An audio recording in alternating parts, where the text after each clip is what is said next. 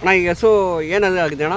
ಅಣ್ಣ ಅಲ್ಲೋ ಅಣ್ಣ ಅಲ್ಲೂ ಈಗ ಕಡೆ ಬಿದ್ದೈತೆ. ಈಗ ಕಡೆ ಬಿದ್ದಿದೆ ಹಾಂ ಅಣ್ಣ. ಮಾಮಗೆ ಎಲ್ಲಿಂದ ಕೊಂಡ್ಕೊಂಡ್ಬಂದ್ರಿ ಅಣ್ಣ? ಮಾಗಡಿಯಲ್ಲಿ ಹೋದ ವರ್ಷ ಮಾಗಡಿಯಲ್ಲಿ ಕೊಂಡ್ಕೊಂಡ್ಬಂದಿದ್ವಿ. ಹೌದಾ ಅಣ್ಣ? ಇವಾಗ ಗರ್ಭಕೋಶ ಸಣ್ಣ ಇರುತ್ತಲ್ಲ, ಅದಕ್ಕೂ ಮುಂಚೆ ಏನಾದ್ರು ಓರಿ ಬಂದರೆ ಕೊಡ್ಸೋರು ಏನು ತಪ್ಪಾಗಲ್ವ ಅಣ್ಣ?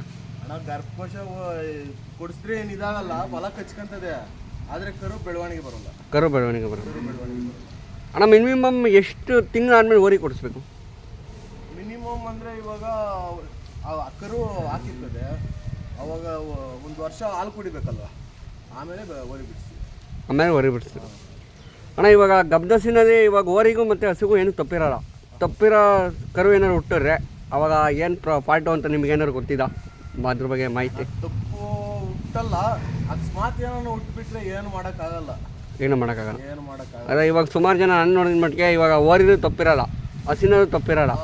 ಅವಾಗ ತಪ್ಪಿರೋ ಕರು ಹುಟ್ಬಿಟ್ರೆ ಅಂದರೆ ಅವಾಗ ಯಾರನ್ನ ಇವಾಗ ಯಾರನ್ನ ಬೈತಾರೆ ಅಂದರೆ ಓರಿ ಯಾರು ಬಿಡಿಸಿದಾರಲ್ಲ ಅವರು ಓರಿದೇನೋ ತಪ್ಪು, ಓರಿದೇನೋ ತಪ್ಪು, ಓರಿದು ತಪ್ಪೈತೆ ಅದಕ್ಕೆ ಓರಿ ತಪ್ಪಿರೋ ಕರು ಹುಟ್ಟುತ್ತೆ ಅಂತ ಅವ್ರ ಮೇಲೆ ಅದೇ ಅವ್ರ ತಪ್ಪು ಯಾರು ಹೇಳ್ಕೊಳಲ್ಲ. ಅದಕ್ಕೆ ಯಾರು ಹೇಳ್ಕೊಳಲ್ಲ. ಅದು ಏನು ಮಾಡೋಕ್ಕೆ, ಹಸುವಲ್ಲೂ ತಪ್ಪಿರಲ್ಲ, ಓರಿಯಲ್ಲೂ ತಪ್ಪಿರಲ್ಲ, ಏನು ಮಾಡೋಕ್ಕಾಗಲ್ಲ. ಒಂದೊಂದ್ಸತಿ ಬಿದ್ದೋರಿಗೂ ತಪ್ಪಿರ್ತದೆ, ಹಸುಗೂ ತಪ್ಪಿರ್ತದೆ. ಅವ್ರ ಸ್ಟಾರು ಒಳ್ಳೆ ಕರು ಹುಟ್ಟುತ್ತೆ. ಅದಕ್ಕೆ ಅಣ್ಣ ಕೇಳಿದೆ. ಅಣ್ಣ ಇಷ್ಟು ಮಾತ್ರ ಕೃಷ್ಣ ಅವರಿಗೆ ಮುಖದ ಮೇಲೆ ಇದು ರೇಖೈತೆ ಅಂತಾರೆ, ಅದರಲ್ಲೂ ಒಳ್ಳೆ ಕರ ಬಿದ್ದೈತೆ. ಹ್ಞೂ ಅಣ್ಣ, ಅದರಲ್ಲೂ ಒಳ್ಳೆ ಕರ ಖಂಡಿತ ಬಿದ್ದೈತಣ್ಣ. ಅಣ್ಣ ನಾನೇ ಸುಮಾರು ಇವಾಗ ಬೊರೇಗೌಡರು 100 ರೂಪಾಯಿ ಚಾರ್ಜ್ ಮಾಡೋರೆ, 200 ರೂಪಾಯಿ ಚಾರ್ಜ್ ಮಾಡೋರೆ. ನಾನು 5 ಸತಿ ಹೋಗಿ ಬಂದಿದ್ದೀನಿ ಅಣ್ಣ. ನನಗೆ ಯಾವುದು ತುಂಬ ಆತ್ಮೀಯನೇ ನನಗೇನೆ.